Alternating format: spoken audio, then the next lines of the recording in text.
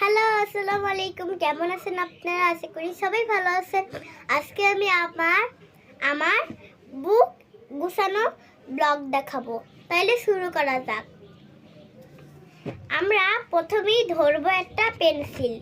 এই যে পেন্সিলটা আজকে আনছে, কারণ এটা মানে আমাদের কাছে এই কয়েকদিন অনেক পেন্সিল ছিল না, এই জন্য এইটা।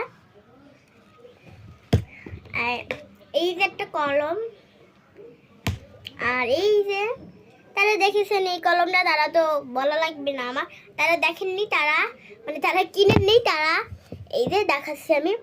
এই যে এখানে আমি আঁকছি, এই যে আঁকছি, কিন্তু এটা দেখা দিতেছে না, কিন্তু এটা সাইডে কিন্তু সিকে একটা লাইট থাকবে। এই যে লাইটে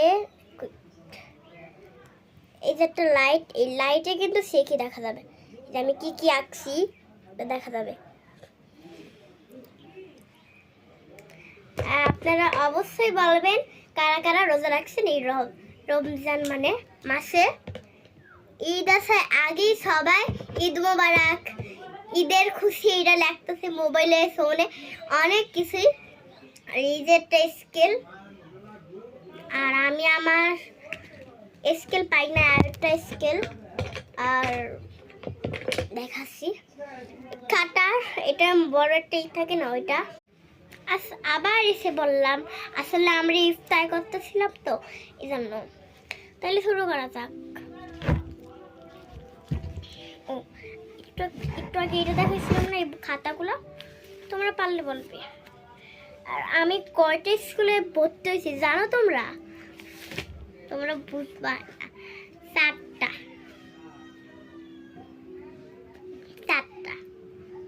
আর একটা হচ্ছে গ্লোইয়া স্কুলের খাতা আছে আমার কাছে, গ্লোইয়া স্কুলের খাতা, গ্লোইয়া, এই যে গ্লোইয়া খাতা, গ্লোইয়া স্কুলের খাতা।